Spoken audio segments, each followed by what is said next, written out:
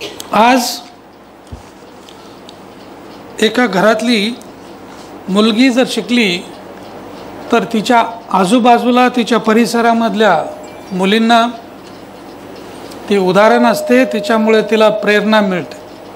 आज महिला एवढ्या सक्षम आहेत की त्या किंबहुना पुरुषांपेक्षाही कमिटेड आहेत. ज्यांनी आपलं ध्येयावर फोकस केलं त्या यश मिळवल्याशिवाय राहत नाहीत. त्याचं एक उदाहरण आज तुमच्यासमोर बसलेलं आहे.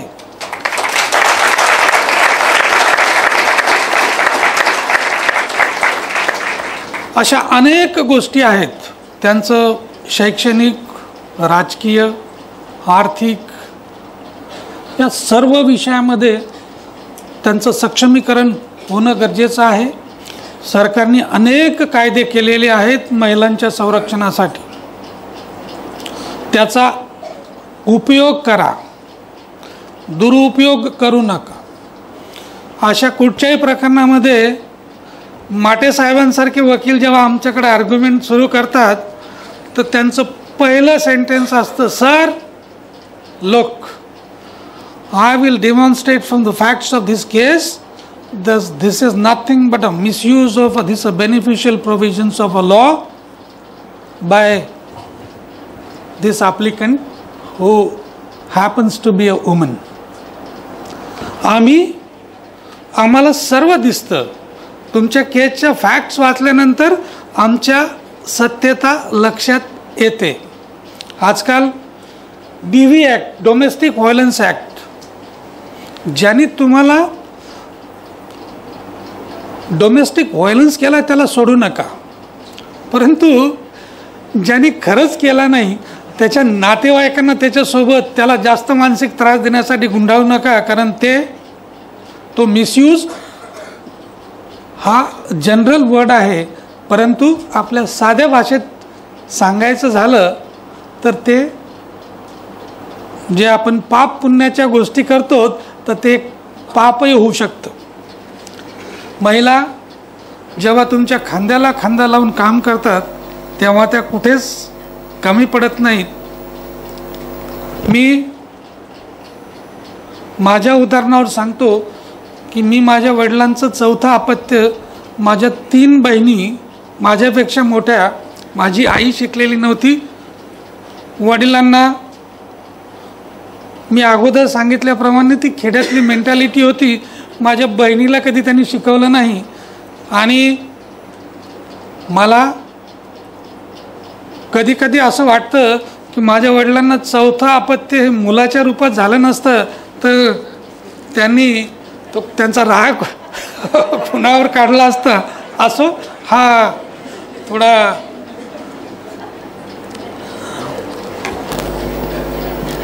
महिलांच्या बाबतीत मी आपल्याला 3 उदाहरणं सांगणार आहे. आणि पहिलं उदाहरण असं आहे की तुम्ही जर ठरवलं तर तुम्ही कुठच्याही प्रकारचा कुठच्याही क्षणी बदल घडवून आणू शकता, जगामध्ये, देशामध्ये, राज्यामध्ये, घरामध्ये. मी BAला होतो त्यावेळेस माझ्या क्लासमध्ये 29 मुली होत्या आणि आम्ही 11 मुलं होतो. माणसामध्ये नेहमी भेदभाव असतो, मतैक्य नसतं, सॉरी. आणि महिलांमध्ये सुद्धा ती प्रवृत्ती असते, परंतु मतैक्य असून सुद्धा जेव्हा महिला एकमताने ठरवतात की आपल्याला ही गोष्ट करायची तर ती करून दाखवतात. याचं उदाहरण असं की आमच्या इलेक्शनमध्ये, कॉलेजच्या इलेक्शनमध्ये पहिल्या वर्षी त्यांनी ठरवलं, कारण आमचे 11, 13, 12, 13 विद्यार्थी यांच्या भरोश्यावर कोणी निवडून येणार नाही, मुलगी उभं राहायला तयार नाही, तर सर्व मुलींच्याच भरोश्यावर पहिल्या वर्षी त्यांनी जे कॅन्डिडेट ठरवला 29चे 29 मतं त्याला मिळाली.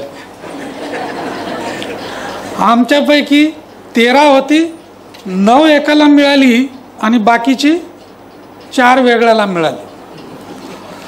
पुढच्या वर्षी त्यांनी मला आग्रह केला की आता तुम्ही उभे राहा, जरा तुमचं कॉलेजमध्ये बऱ्यापैकी ते क्लासमध्ये तुम्हाला मानतात. मी म्हटलं माझं राजकीय पिंड नाही, मला उभं राहायचं नाही. त्यामुळे आमचे अगोदरचे जे कॅन्डिडेट होते त्यांनाच उमेदवारी दिली. आणि मग दुसऱ्या वेळेस मुलींनी ठरवलं की यांना एक संधी दिली, आता दुसऱ्यांना संधी द्यायची. आम्हाला खात्री होती की मागच्या वेळेस यांनी ठरवलं, मतं दिली, बऱ्यापैकी तर आम्हाला मिळतीलच. परंतु मुलींच्या मनात वेगळंच होतं. त्यांनी सर्वानुमते ठरवलं की यावेळेस त्यांच्यातही मतैक्य म्हणजे होतं असं नाही, परंतु या मुद्द्यावर त्यांनी एकमत केलं आणि सर्वच्या सर्व मतं आमचं तर विरोधी पार्टीचे जे होते त्यांच्या खात्यावर जमा केली आणि आमची 9 मतं एका बाजूला आणि बाकीचं सर्व त्यांच्या बाजूला. हे एक उदाहरण याच्यासाठी सांगतो की तुम्ही आम्ही काही करू शकत नाही. त्यांनी एकदा ठरवलं ते त्यांच्यामधले मतभेद विसरून जातात आणि एकदा ते त्यांच्यामधले मतभेद विसरून गेले की तुमचं आमचं काय होतं हे या उदाहरणावरून मी अनुभवलं. दुसरं उदाहरण त्यांची कमिटमेंट. आपण आपलं आयुष्य जगत असताना आपल्याला जे खरंच अनुभव येतात ते अशा प्रसंगी आपण शेअर केले पाहिजे. त्यानिमित्ताने ज्यांनी हे काम केलं त्याचा गौरव होतोच, परंतु सर्व महिला जातीचा सुद्धा याच्यातून गौरव होतो. त्यांनासुद्धा कुठे असं वाटतं की हे सुद्धा होऊ शकतं, हे सुद्धा आम्ही करू शकतो. मी 93 बॉम्बलास्ट केस माझ्याकडे जेव्हा आली 2011 आपला वेळ संपत नाही ना, आहे ना, नाही तर so I should not stand between you and your lunch. चालेल ना 10-15 मिनटं? का तुम्ही म्हटलं म्हणजे मॅडम नाही म्हणणार नाही, कारण तुम्ही स्टँडिंग ओवेशन दिलं त्यांना. हे तर याच्यासाठीच घ्यावं लागतं. मला हे आवर्जून सांगावं लागेल, मी नावासह सांगणार आहे. बॉम्बलास्ट केस ज्यावेळेस माझ्याकडे आली, आपल्याला कल्पना आहे ती अगोदरची जो भाग होता ते 2008 ठाण्याचेच भूमिपुत्र कोदे साहेब यांनी त्याच्यामध्ये निकाल दिला आणि त्याच्यानंतर जे मुख्य आरोपी अटक केले होते तोपर्यंत त्यांचं हायकोर्ट जज म्हणून त्यांची नियुक्ती झाली आणि ती जबाबदारी हायकोर्टाने माझ्यावर विश्वास ठेवून माझ्यावर टाकली. आणि माझ्याकडं जो स्टाफ दिला त्याच्यामध्ये 3 महिला होत्या, स्टेनो महिला, टायपिस्ट महिला आणि काही दिवस बेंच क्लार्क म्हणजे खाली जे असतात ना त्यासुद्धा महिला आणि त्याला एक पुरुष जोडीदार. अशा मोठ्या केसमध्ये साहेबांना कल्पना आहे की एवढं सिस्टमॅटिक काम करावं लागतं. एक तर तुम्हाला जजला सुद्धा एकट्याला करून चालत नाही की तुमच्यासोबत जे असतात ना त्यांनीसुद्धा ते केलं पाहिजे, मनाने केलं पाहिजे, आपलं सर्वस्व त्याच्यामध्ये त्यांनी दिलं पाहिजे, तरच ते शक्य होतं. नार्वेकर म्हणून माझ्या टायपिस्ट मॅडम होत्या. टायपिस्ट म्हणजे त्यांना एव्हिडन्स टाईप करावं लागतं. स्टेनो म्हणजे वेळ प्रसंगी एव्हिडन्स टाईप करतात आणि जजमेंट लिहितात. आम्ही सर्वांनी एकत्र बसून आपल्याला काय करायचं आमचं एकदा ध्येय निश्चित केलं, कामाचं स्वरूप निश्चित केलं, एकमेकाच्या जबाबदाऱ्या आम्ही ठरवून घेतल्या आणि असं ठरवलं की याच्यामध्ये मला काही अडचण आली तर मी तुम्हाला विचारेल, तुम्हाला आली तर मला विचारा, कारण हे असं फार मोठा गाडा असतो, हे सर्वांना घेऊन चालावं लागतं. आमच्या हे सर्व सांगत असताना मी शेवटीची गोष्ट तुम्हाला सांगणार आहे, त्याच्यावरून तुम्हाला कळेल की महिलांची कमिटमेंट किती असते. तर तुम्ही महिलांवर त्यांच्या क्षमतेवर कधी अविश्वास दाखवू नका आणि दाखवणार नाही. मग आमचा एव्हिडन्स रेकॉर्डिंग सुरू झालं. मी सहजच आमच्या स्टेनो मॅडमला म्हटलं, टायपिस्ट मॅडमला म्हटलं की मॅडम हा थोडा कामाचा व्याप जास्त आहे. मॅडम मला विचारत होते तुम्हाला सपोर्ट स्टाफ किती दिला. म्हटलं मी आता भाषणात सांगणारच आहे, त्याच्यामुळं मी त्यांना सांगितलं नाही. मी त्यांना असा माझा विचार फक्त बोलून दाखवला. मला त्यांचा स्वभाव माहीत होता. त्यांनी सांगितलं साहेब तुम्ही आज विषय काढला तर काढला, परत तुम्ही सपोर्ट स्टाफ मागायचा नाही. हे तुम्ही जसं देशासाठी काम करताय तसं आम्हाला सुद्धा तुमच्या खांद्याला खांदा लावून ते काम करायचं आहे. आम्हाला काहीही त्रास झाला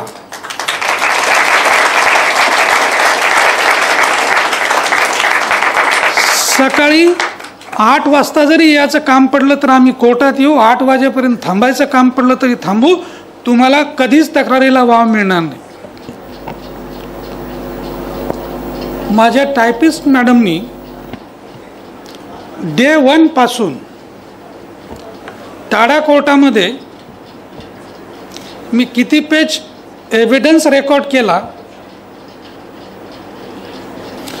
त्या दिवशी मी दुसरं कुठचं काम केलं याचं मेटिक्युलस रेकॉर्ड माझ्याकडे ठेवलेलं आहे. ते त्यांनी मेंटेन केलं. त्याचे कारणं अनेक होते. एखाद्या वेळेस माझ्या हायकोर्टालाच वाटलं असतं की हा माणूस काही काम करतोय का नाही. दुसरा त्याचा उद्देश असा होता की त्या प्रकरणाची व्याप्ती एवढी मोठी होती की त्याला हे असं स्ट्रक्चर स्वरूपात करणं गरजेचं होतं. तोच प्रकार माझ्या स्टेनो मॅडम सोबत झाला. कारण या प्रकरणाचं जजमेंट देणं हे काही फक्त जजमेंट डिक्टेट करणं आणि त्यांनी टाईप करणं एवढ्यापुरतं मर्यादित नव्हतं. त्याची व्याप्ती मोठी होती.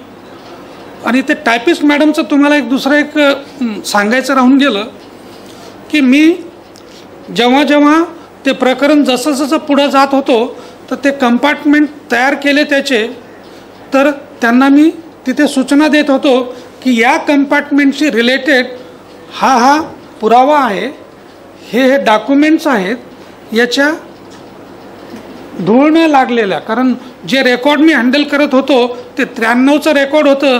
त्याच्यावर एवढी धूळ होती की त्याचा त्यांनाही त्रास व्हायचा, मला सायनसचा त्रास होता. त्याच्यामुळे कोरोनाचा अनुभव मी तेव्हाच घेतला होता, कारण मला दररोज मास्क लावूनच बसावं लागत होतं. तर त्यांनी या सूचनाचं तंतोतंत पालन केलं.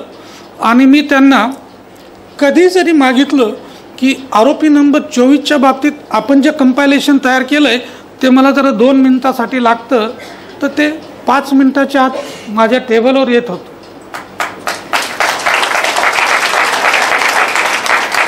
एवढं रेकॉर्डचं ची अरेंजमेंट त्यांनी माझ्यासाठी करून ठेवली. आम्ही सुरुवातीपासूनच ते बनवत गेलो, कारण मला माहीत होतं की ते आजच जर केलं नाही तर या केसच्या ओझ्याखाली मी एवढा दबून जाईल की मला परत उठणं शक्य होणार नाही. स्टेनो मॅडमच्या बाबतीत मी त्यांना म्हटलं की मॅडम हे डिक्टेशन घेणं कठीण आहे. हे फक्त डिक्टेशनच घ्यायचं नव्हतं. साहेबांना कदाचित कल्पना आहे, त्यांच्या गुरूंनी तिथं क्रॉस चालवली, कदाचित त्यांना एक प्रसंग आला असेल तिथं जाण्याचा, तिथलं वातावरण काय असतं हे त्यांनी जवळून अनुभवलं असेल.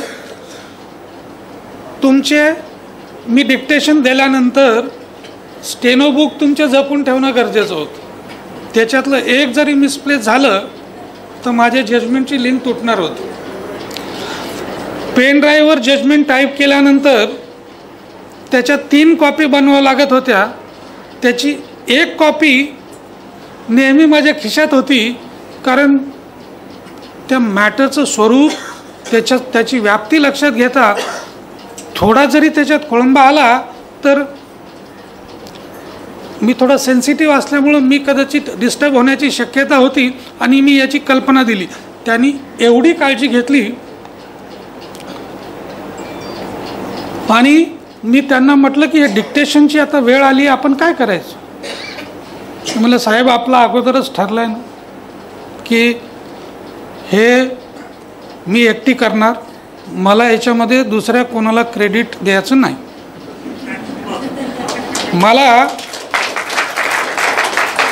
मला याच्यासोबत सहकारी नको आहे. हे माझं मीच करणार. तुम्ही मला सुट्टीच्या दिवशी बोलवा, वेकेशनमध्ये बोलवा आणि अक्षरशः हे असं काम करत असताना वकील असो, न्यायाधीश असो, ते जर त्याच्यात स्वतःला जर झोकून देऊ शकले नाही, त्या कामाच्या मागे वेडे झाले नाही, तर हे सोबतची लोकं जर झाली नाही तर ते शक्य नसतं. तर मी त्या काळामध्ये फक्त रविवार सोडून, होळी असो, दिवाळी असो, पाडवा असो, दसरा असो, मी कधी घरी नव्हतो. त्या माझ्या कुटुंबाचं तेवढंच त्याच्यामध्ये योगदान आहे. हे महिलांच्या बाबतीत सांगायचं तर त्या मॅडमनी 2500 पानाचं जजमेंट त्यांनी ते घेतलं, ते टाईप केलं, आम्ही तिघांनी मिळून ते चेक केलं आणि आज मी अभिमानाने सांगतो की त्या दोघी नसत्या तर हा निकाल जेवढ्या लवकर लागला तेवढ्या लवकर मला शक्य झालं नसतं. ते जजमेंट जे बिनचूक केलं आहे, म्हणजे ते बरोबर आहे का नाही या बाबतीत मी भाष्य करू शकत नाही, करणार नाही. परंतु जे त्यांनी बिनचूक केलं आहे, जे मन ओतून केलं आहे, हे खरंच वाखाणण्यासारखं आहे. आणि सर्वात महत्त्वाचं जे सांगतोय मी ते तुम्हाला आत्ता सांगणार आहे की महिलांची कितीही बिकट परिस्थिती असली तरी त्यांना जर तुम्ही सोबत घेऊन चाललात तर त्यांची कमिटमेंट काय असते हे त्याचं ज्वलंत उदाहरण आहे. तेंडुलकर मॅडम, त्यांचं लग्न झालं नव्हतं. नार्वेकर मॅडम, त्यांचं लग्न झालं होतं पण त्या स्वतःच्या घरी राहत होत्या. आणि सर्वात महत्त्वाची गोष्ट, त्या काळामध्ये दोघींचे वडील त्यांच्यासोबत राहत होते आणि दोघींच्या वडिलांना पॅरालिटिक अटॅक आल्यामुळे ते बेड रिडन होते. आणि ते बेड रिडन असताना त्यांचा नित्यक्रम सकाळी त्यांचं काम करायचं, त्यांची दिवसभराची तयारी करून ठेवायची आणि रात्री गेल्यानंतर त्यांच्याकडे बघायचं. ही त्यांची कमिटमेंट आहे, देशासाठी कमिटमेंट आहे. एका न्यायाधीशाप्रती त्याला जो शब्द दिला आहे त्या शब्दाप्रती कमिटमेंट.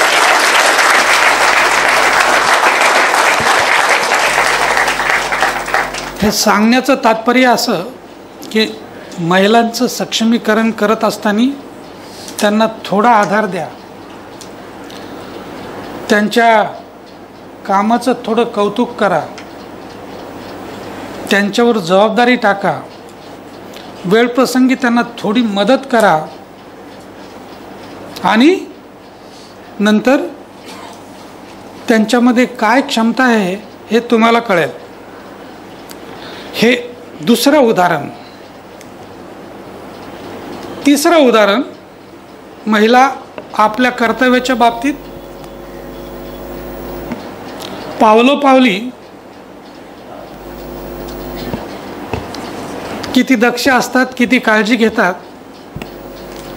मला हे सिक्युरिटीमध्ये आमचे साहेब आहेत, माझ्याकडे अनेक महिला पोलीस अधिकारी असतात.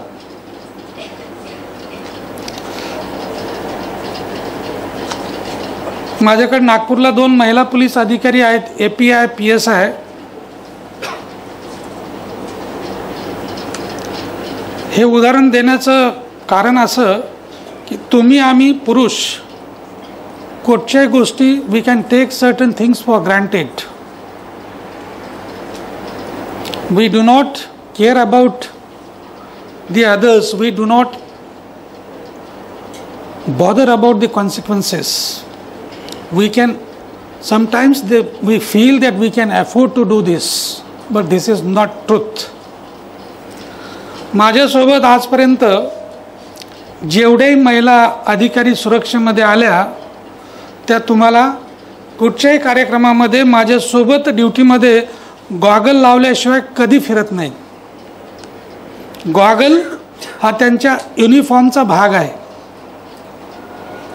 आमच्या काही माझ्या मित्रमंडळींनी त्यांना विचारलं की हा गॉगल का लावतात, तर ते म्हटलं, त्यांना सांगितलं की हा आमच्या युनिफॉर्मचा भाग आहे आणि युनिफॉर्मचा भाग याच्यासाठी आहे की हे आज कुठे बघतायत हे तुम्हाला दिसतं, यांनी गॉगल लावला तर त्यांची नजर 360 डिग्रीमध्ये कुठं आहे हे तुम्हाला कळत नाही. आज हे या ठिकाणी उभे आहेत, यांच्या हातात चटणी पावडर आहे आणि त्यांना काही घातपात घडून आणायचा असेल तर ते यांच्या डोळ्यात टाकू शकतात. तो चष्मा जर असेल तर ते त्यांचं प्रोटेक्शन करतं, त्यामुळे तो त्यांच्या ड्रेस कोडचा भाग आहे. आणि कुठेही त्या गेल्या एक्सेप्ट मुवमेंट नसेल तरच त्या स्वतःचा गॉगल काढणार. हे सांगण्याचं तात्पर्य म्हणजे यांना काही दोष देण्याचं असं नाही आहे, परंतु त्यांचं जे ट्रेनिंग झालं आहे त्या ट्रेनिंगमध्ये त्यांना जे सांगितलं ते त्यांनी एवढं डोक्यात ठेवलं आहे, ते कधी काळजी करत नाहीत समोरच्याची, त्याला काय वाटेल याला काय वाटेल. ते त्यांचं जे कर्तव्य आहे त्यांच्या चाकोरीमध्ये बजावतं.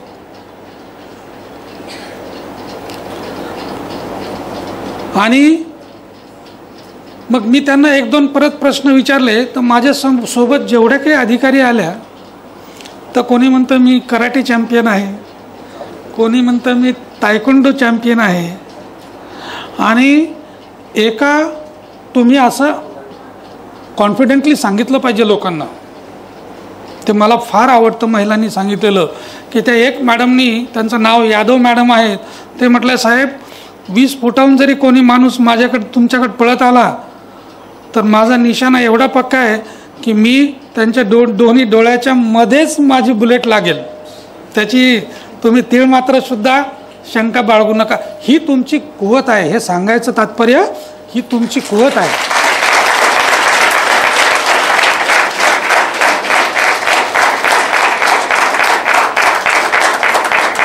हे उदाहरण तुम्हाला देण्याचं कारण असं की हे आम्ही जगलोय, हे आम्ही अनुभवलंय. तर हे अनुभव जोपर्यंत आम्ही तुमच्याशी शेअर करत नाही तोपर्यंत तुम्हाला प्रेरणा मिळणार नाही. तुमच्या मनात काही शंका असतील त्याचं निरसन होणार नाही. तर काळजी घ्या. तुम्ही वकिली प्रोफेशनमध्ये आहात. आता थोडं सर्वांच्या कायद्याचे जे विद्यार्थी आहेत त्यांच्या भल्याचं सांगतो. मोबाईलचा उपयोग करा, दुरुपयोग करू नका. मी पहिल्या वेळेस असं बघतोय की या ठिकाणी बसायला जागा नाही आणि ते उभं राहून ऐकतायत तासन तास. माझं नागपूरला सिटिंग असतं, मी जेव्हा खेड्यापाड्यात जातो त्यावेळेस पोटतिडकीनं माझे अनुभव विद्यार्थ्यांशी शेअर करतो. त्यांना प्रेरणा कशी मिळेल, त्यांचा कॉन्फिडन्स कसा वाढेल याच्यासाठी मी प्रयत्न करतो. आणि मी मस्करीमध्ये नेहमी लोकांना सांगतो, विद्यार्थ्यांना सांगतो, पालकांना सांगतो की तुमच्या मुलांच्या हातात जास्त मोबाईल देऊ नका. आज संस्कृती अशी झाली आहे की आम्ही जेव्हा कोणी हॉटेलमध्ये जातो, कदाचित तुमच्यासोबत घडलेलं असेल, मी जे बघितलं ते तुम्हाला सांगतो की आज आईवडील कुठल्या हॉटेलमध्ये मुलांना घेऊन जातात तर आईवडील ती ऑर्डर देत असतात, ते सर्व ऑर्डरप्रमाणे त्यांच्या टेबलवर ठेवलं जातं, पण ते मुलगा काही ते मोबाईल सोडत नाही. आणि मग ते चित्र आम्ही कदाचित बघितलं असेल की तो मुलगा मोबाईल तर घेऊच देत नाही, पण ती आई ते मोबाईल बघत असतानाच त्याला खाऊ घालते. ही अशी वाईट परिस्थिती आहे. हा मोबाईलचा मिसयूज आहे. हे तुमच्याही घरात कोणाच्या घरात असेल तर काळजी घ्या. माझ्याही घरात माझ्या निदर्शनास आलं तर मी काळजी घेतो, सांगण्याचा प्रयत्न करतो. मी याचे दुष्परिणाम पुढच्या 10 वर्षामध्ये काय होतील हे थोडं मस्करीमध्ये सांगतो, कदाचित हे सत्यात येईल का नाही मला माहीत नाही, परंतु हे आता आपल्या घरात काय नाही, ते कानात लावलेले असतात, ते चाललं असतं त्यांचं काहीतरी, मान हलवत असतात, डोलवत असतात. तर आपल्या लोकसंख्येपैकी आणि विशेष करून युवा वर्गामधले 25% मुलं, माझ्या अंदाजाप्रमाणे, माझं हे सत्य ठरू नाही, पुढच्या 10 वर्षानंतर तुम्हाला रस्त्यावर काहीतरी असे वेड्यासारखे हावभाव करताना चालायला बघायची वेळ येऊ नाही. आणि हे असंच जर राहिलं तर ती आल्याशिवाय राहणार नाही. तुमच्यासाठी सर्वात महत्त्वाचं, हा मोबाईल तुमच्यासाठी वरदान आहे. आज मी तुम्हाला खरं भाग्यवान समजतो, त्याचा उपयोग करा. मॅडम आणि आम्ही थोडं 2-3 वर्षाच्या फरकाने आम्ही वकिली सुरू केली. आम्हाला एक केसला बघायचा असेल तर आम्हाला मुल्लाची कॉमेंट्री वाचावं लागायची, नंदाची वाचावं लागायची, आणि परत अशा 4 ऑथरची कॉमेंट्री वाचावं लागायची, तेव्हा कुठं तो केसला आम्हाला मिळायचा. आणि मग हे कॉमेंट्री जे आम्ही वाचत होतो ते माझ्या मते आमचं जे कायद्याचं बेसिक आहे, जे फाउंडेशन आहे, ते पक्क होण्याचं ते एकमेव कारण आहे. आज मी तर नागपूरला असताना हे मोबाईल घेऊन कोणी बघायला लागलं, मी त्याला सांगतो चालत नाही. क्रिमिनलची असाइनमेंट असली तुझ्याकडे तो 3-in-1 असलाच पाहिजे, नाही तर आर्ग्युमेंटच करायचं नाही.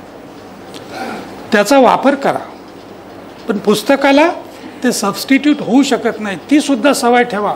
आणि जेवढं त्याचा उपयोग करून जेवढं वाचन करता येईल तेवढं करा.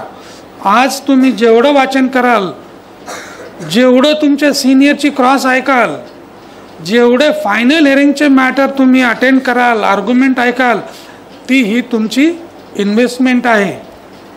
पैसा ही तुमची इन्व्हेस्टमेंट वकिलीच्या 10 वर्षामध्ये, पहिल्या 10 वर्षाच्या काळामध्ये असू शकत नाही. तुम्ही फक्त आणि फक्त वाचनासाठी आणि ते प्रोसिडिंग बघण्यासाठी वेळ झालेलं पाहिजे. तुमच्या शेवटचं सांगतो आणि 5 मिनिटात संपवतो की तुमच्या मार्गामधला सध्याचा मला जो दिसतो अडथळा तो असा आहे की माटेसाहेब माझ्यासोबत ॲग्री होतील की ज्यावेळेस आम्ही वकील झालो त्याच्या काळात तर ते नक्कीच होत असणार. एकच सेशन्स केस लागली की त्याचा प्रोग्राम लागायचा 8 दिवसाचा. सोमवारी 3 साक्षीदार, मंगळवारी 2 साक्षीदार, बुधवारी 3 साक्षीदार आणि गुरुवारी 4 साक्षीदार. त्या केसमधला एका आठवड्यामध्ये छोटी असेल 20-25 10-15 विटनेसेसची तर तो पुरावा सर्व संपणार. म्हणजे एक्झामिनेशन इन चीफ झाली, क्रॉस एक्झामिनेशन झाली. मग एखादा माझ्यासारखा त्यावेळेस होतकरू ज्युनियर होता की तो माटेसाहेबांसारख्या वकिलाला फॉलो करायचा की मला या आठवड्यामध्ये साहेबांची कुठची केस आहे ती फॉलो करायची. मी त्या कोर्ट क्लार्ककडनं ती फाईल मागून घ्यायचो, त्याचं बेसिक वाचायचो, त्याच्यामध्ये फ्रेम केलेला चार्ज आहे तो वाचायचो. आणि मग जेव्हा माटेसाहेबासारखे विद्वान वकील जेव्हा क्रॉस करतील तेव्हा तुम्हाला कळेल की या प्रश्नाची रिलेव्हन्सी काय. आणि हा प्रश्न रिलेव्हंट आहे तर त्यांनी तो एकदमच काही त्याला टच केलं नाही. त्यांनी त्या विटनेसची मानसिकता अशी बनवली की त्याला त्यांनी जाळ्यात घेतलं आणि शेवटी एकदम त्याला जाळं दाखवलं नाही. आणि जेव्हा ते फेकलं तेव्हा त्याला कळलं की आता मी याच्यातून बाहेरच जाऊ शकत. हे तुम्हाला आज शिकायला मिळत नाही. मला माहीत नाही हे ठाण्याला चालतंय का नाही. आणि हे त्याच्यासाठी तुमच्यासाठी सर्वात घातक आहे. पण त्याच्यावर प्रोव्हिजन आहे, त्या प्रोव्हिजनची अंमलबजावणी झाली पाहिजे. त्याच्यासाठी सेक्शन 309 आहे आणि तो मॅन्डेटरी आहे. हे मी अनेक जजमेंटमधून अनेक वेळा सांगितलं. आणि जेव्हा मी प्रिन्सिपल डिस्ट्रिक्ट जज होतो नाशिकला तेव्हा याची मी काटेकोरपणे अंमलबजावणी केली. आणि आता ज्या जिल्ह्याचा मी गार्डियन जज आहे त्या ठिकाणीसुद्धा याची काटेकोरपणे अंमलबजावणी करण्याचा मी प्रयत्न करतो. दुसरी सर्वात महत्त्वाची गोष्ट की हायकोर्टातले जे वकील आहेत, आज कामाचा व्याप एवढा वाढला आहे की आज आम्हाला फायनल हिअरिंगच्या मॅटरला हात लावायला वेळच मिळत नाही. आणि नवीन वकिलांना जर शिकायचं असेल तर फर्स्ट ऑर्डर मॅटरमध्ये तुम्ही शिकू शकत नाही. तुम्हाला जर आम्हाला घडवायचं असेल, तुमच्या सिनियरला तुम्हाला घडवायचं असेल, तर त्यांना फायनल हिअरिंगचे मॅटरसाठी इन्सिस्ट केलं पाहिजे. आम्हीसुद्धा इन्सिस्ट केलं पाहिजे, ते घेतले पाहिजे. त्यांच्या समोर ते फायनल हिअरिंगचं मॅटर आर्ग्यू झालं पाहिजे. तेव्हा मुळापासून त्या स्टेजपर्यंत त्या केसच्या फॅक्ट्स काय आहेत, त्याच्यात लॉ काय इन्व्हॉल्व झालेला आहे, त्या 2-4 तासात त्या विद्यार्थ्याला कळेल.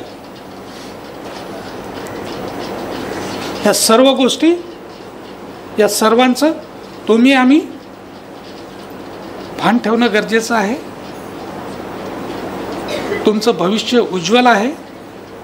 तुम्ही आजच मुलांना विचार करायची वेळ आणलेली आहे आणि ती खरंच आहे. असेच प्रयत्नशील राहा. तुम्हाला आधाराची, थोड्या मदतीची गरज आहे. हे सर्व तुमचे सिनियर आहेत, ते तुम्हाला नेहमीच देत राहतील. आमच्याशी कधी तुम्हाला कायदेशीर कधी मार्गदर्शनाची गरज लाभली, मी तुमच्या कॉलेजला आश्वस्त करू इच्छितो की यानंतरसुद्धा तुम्ही असा काही विद्यार्थ्याला मार्गदर्शनासाठी थोडी तुमची आमची सोय बघून एखादा प्रोग्राम ठेवला तर वेळात वेळ काढून या ठिकाणी मी येण्याचं तुम्हाला आश्वस्त करतो.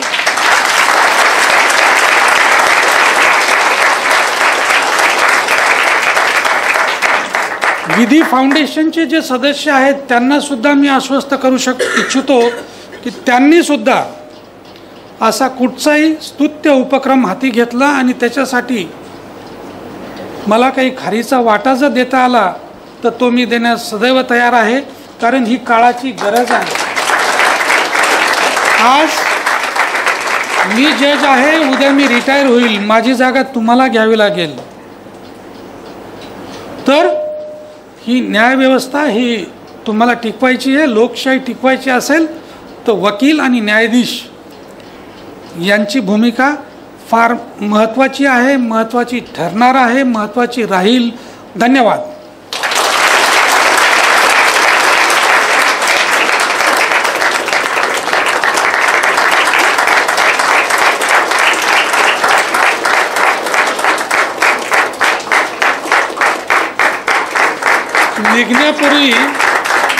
निघण्यापूर्वी तुमच्या ऑर्गनायझर यांच्या मनापासून धन्यवाद. मला थोडी अडचण होती, परंतु त्यांचा पाठपुरावा एवढा होता आणि माझ्या सिस्टर जजच्या प्रेमापोटी मला माझ्या मागच्या 2 आठवड्यामध्ये 2 कॅटरॅक्ट सर्जरी झाल्या. त्यांना खरं तर भीती वाटत होती. ते आमंत्रण द्यायला गेले होते. मी मागच्या आठवड्यात सुट्टीवर होतो की त्यांनी चौकशी केली अवेलेबिलिटी आहे का नाही. मी सांगितलं मी एकदा दिलेला शब्द आहे तो मी पाळणार म्हणजे पाळणार. धन्यवाद.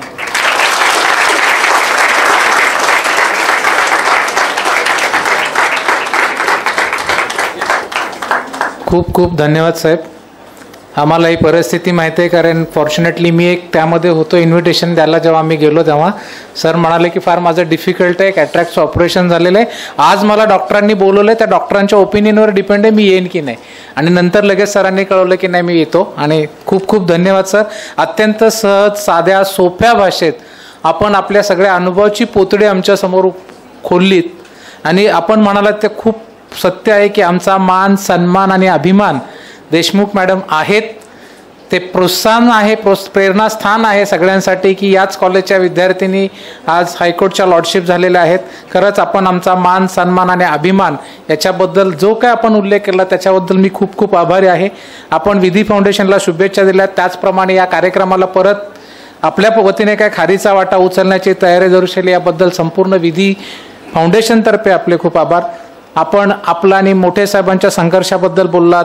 शेतकरी कुटुंबातले आहोत त्याचा अभिमान आहे असं सांगितलं आणि खूप विद्यार्थ्यांसाठी महत्त्वाचं बोलता बोलता सांगितलं की सगळ्या सुखसोयी उपलब्ध आहेत आपल्याला.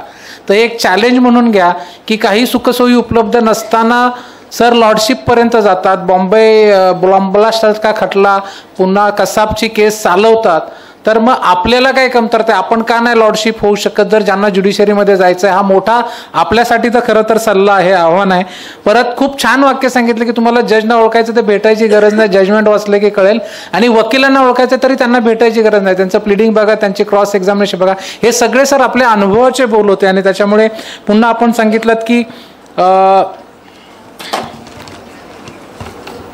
फक्त क्रॉसचं खूप एक महत्त्वाचं वाक्य होतं जे वकिली करणाऱ्या सगळ्यांना खूप चांगलं भावणार आहे माझ्यासहित. क्रॉसचं फक्त ज्ञान असून चालत नाही, भान असावं लागतं, जे बऱ्याच जणांचं सुटतं. हे आपण पण पाहिलंय, आम्हालाही मान्य आहे. हे खूप मोलाचं वाक्य सर सांगितलं आपण. आणखीन आपली ऑब्झर्वेशनमधून आपण हे सांगितलं की सक्षमीकरणाची गरज कोणाला आहे? 90% आवडतं महिलांना आहेत. परीक्षण कोणाला करायचं आहे? आणि याच्या पुढे जाऊन आपण हे शहरीकरणाबद्दल बोलत असताना ग्रामीण भागातील महिलांमध्ये सक्षमीकरणाची गरज आहे हे सांगितलं. तिथल्या काही अडचणी आहेत की ग्रामीण भागामध्ये आजही गर्भपाता ह्या विषय भले कायदेशीरपणे नाही पण थोड्याशा पद्धतीने प्रयत्न केला जातो की गर्भलिंग निदान करण्याचा प्रयत्न केला जातो. आता 2 मुली झाल्या, 1 मुलगा झाला, आता दुसरा नको, ही गंभीर समस्या, याबद्दल आपण भाष्य केलं. आपण असं म्हणालात की कायदे कठोर आहेत पण त्यांची अंमलबजावणी जोपर्यंत होत नाही तोपर्यंत महिला सक्षमीकरणामध्ये अनेक अडथळे आहेत. मानसिकता बदलणं पाहिजे, ह्याच्याबद्दल आपण पेढा आणि जिलेबीचं अत्यंत सार्थ असं उदाहरण दिलं स्वतःबद्दल सांगून. परत महिलांना शिक्षण मिळेल ह्याची आपण काळजी घेतली पाहिजे. जरी कायदा आहे, फ्री आणि कंपल्सरी एज्युकेशन ॲक्ट जरी आहे तरी त्याची चांगल्या प्रमाणे अंमलबजावणी होणं गरजेचं आहे. अत्यंत नाजूक आणि महत्त्वाच्या विषयावर फार शुगर कोटेड आपण बोललात ते म्हणजे सर मुलींनी स्वतःची काळजी घेणं गरजेचं आहे, स्वतःवर नियंत्रण ठेवणं गरजेचं आहे. आणि हे आपण पोक्सो सारख्या केसेसच्या माध्यमातून सांगितलं. आपण बॉम्ब ब्लास्ट केसेसबद्दल सांगितलं. जरी आपण सगळ्यांनी टाळ्या वाजवल्या तरी पुन्हा एकदा त्या तेंडुलकर आणि नार्वेकर मॅडमसाठी टाळ्या.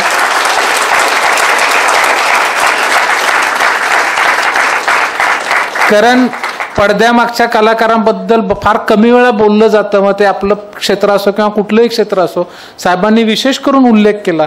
त्यानंतर सरांनी सांगितलं की योग्य आधार द्या, कौतुक करा, थोडी जबाबदारी द्या, महिला नक्कीच त्यांच्या क्षेत्रात कार्य करतील. मोबाईलचा वापर कमीत कमी करा, कॉमेंट्री वाचा. हे तर खरं आमच्या पिढीला हेच आहे, म्हणजे भोसले साहेब आमच्या पुढच्या पिढीच्या पण माझ्या पिढीपर्यंत पण हेच मत आहे सर की पुस्तक वाचल्याशिवाय समाधान होत नाही. पण आता नवीन पिढी काय सांगितलं की गुगलपासून सुरुवात करते, कॉमेंट्री सोडा, बेरॅक्ट वाचायला मागत नाहीत. तर सरांनी खूप महत्त्वाचं असं सांगितलं की कॉमेंट्री वाचा. आणखीन आपण 309च्या अंमलबजावणीबद्दल म्हणालात सर. आपल्याकडे जेव्हा आमच्याकडे कोतवाल साहेब होते पिढीचे तेव्हा ते स्ट्रिक्टली ते फॉलो करायचे. आता सध्याच्या याच्यात माहीत नाही, मी काही बोलू शकत नाही त्याबद्दल. आपण कॉलेजला पुन्हा येण्याचं आश्वासन दिलं त्याबद्दल कॉलेजच्या वतीने मी आपला खूप खूप आभारी आहे. आपण पुन्हा एकदा संपूर्ण आपल्या वक्तृत्वातून आपला साधेपणा, आपलं ज्ञान, आपला अनुभव सगळ्यांपर्यंत पोचलात. पुन्हा एकदा विधी फाउंडेशनच्या वतीने विशेष करून आपण इथे येऊन एवढा वेळ दिलात आम्हाला. मंडळी विद्यार्थ्यांसाठी खास सांगतो की लॉर्डशिपचा एक शब्द कानावर पडणं म्हणजे किती कठीण असतं आपल्याला कळणार नाही. इथे साहेब 1 तास आपल्याशी त्यांनी संवाद साधला, ही खूप मोठी गोष्ट आहे. पुन्हा एकदा सगळ्यांच्या वतीने आभार मानतो. आणि आता शेवटचा कार्यक्रम जो खरं तर प्रेक्षकांना तेवढासा इंटरेस्टेड नसतो, आयोजकांना हवा असा वाटतो. आपण असं कितीही म्हटलं की आभाराचा भार कशाला, सत्काराचा हार कशाला, घरच बांधायचं प्रेमाचे तर हृदयाला दार कशाला, म्हणजे कशासाठी आभार मानायचे. पण या सगळ्या कार्यक्रमाच्या नियोजनामध्ये, संयोजनामध्ये खूप जणांचा, खूप दिवसांचा किंबहुना महिन्यांचा परिश्रम असतं. तर त्यांचं आभार व्यक्त करणं खूप गरजेचं असतं. त्यापूर्वी फक्त 2च सूचना.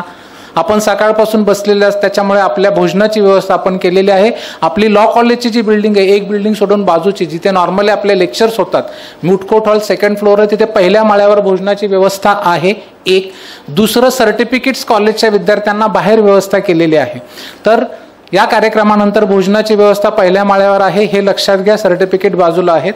तर मी आभार प्रदर्शन व्यक्त करण्याकरता संस्थेचे उपाध्यक्ष के पाटील साहेब यांना विनंती करतो की आपण आभार प्रदर्शन व्यक्त करावं.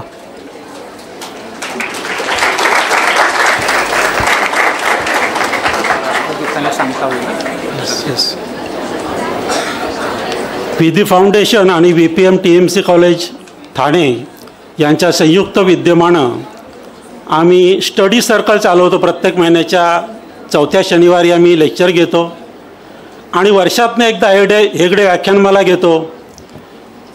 गेल्या वर्षी आम्ही महिला सक्षमीकरण ही कन्सेप्ट घेऊन स्टडी सर्कलमध्ये आमचे लेक्चर झाले आणि त्याची सांगता आजच्या व्याख्यानमालेमध्ये झाली आणि उत्कृष्ट असं लेक्चर आपल्या ऑनरेबल जस्टिस सानप साहेबांनी आपल्याला दिलं आणि या कन्सेप्टची आज सांगता झाली. आमच्या विनंतीला मान देऊन ऑनरेबल जस्टिस सानप साहेब इथे उपस्थित राहिले, योग्य ते मार्गदर्शन केलं, त्याबद्दल मी विधी फाउंडेशनच्या वतीनं त्यांचा आभार मानतो.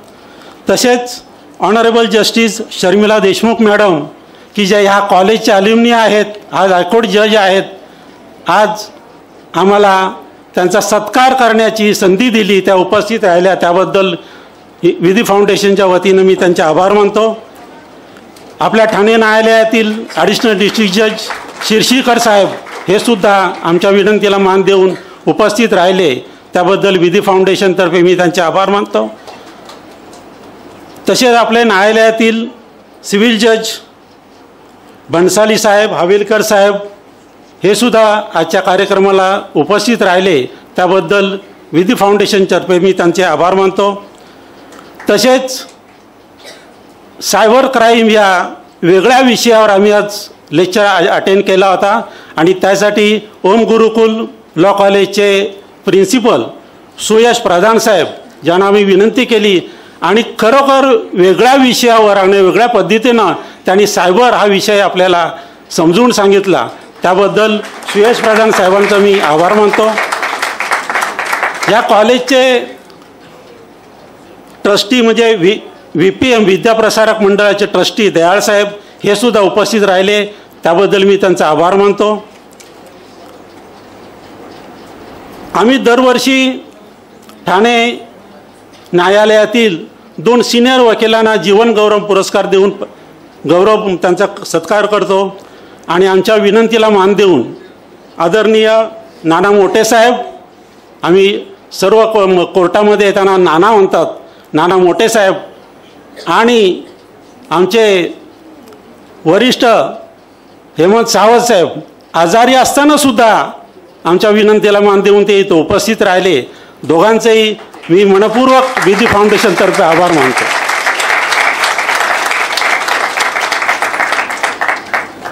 तसेच आपल्या ठाणे जिल्ह्यातील वेगवेगळ्या विधी महाविद्यालयांचे प्रिन्सिपल्स आज इथे उपस्थित आहेत, त्यांचा मी आभार मानतो.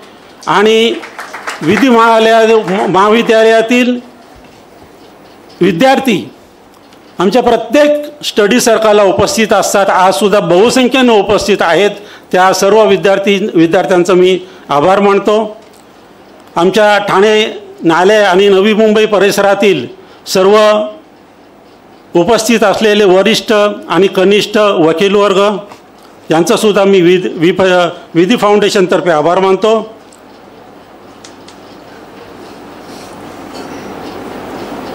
आजच्या हे आमचं कॅलेंडर आम्ही प्रकाशित केलं, हे खरं तर खूप कमी अवधीमध्ये तयार करून प्रिंट करून आम्हाला दिलं, त्या आमच्या प्रिंटरचं मी आभार मानतो.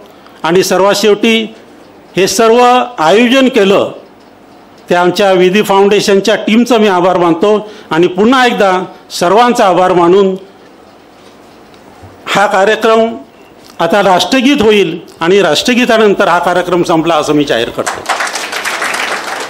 नायक जय हे भारत भाग्य विधाता, पंजाब सिंध गुजरात मराठा द्राविड उत्कल बंग, विंध्य हिमाचल यमुना गंगा उच्चल जलधि तरंग, तव शुभ नामे जागे, तव शुभ आशीष मागे, गाए तव जय गाथा, जन गण मंगलदायक जय हे भारत भाग्य विधाता, जय हे जय हे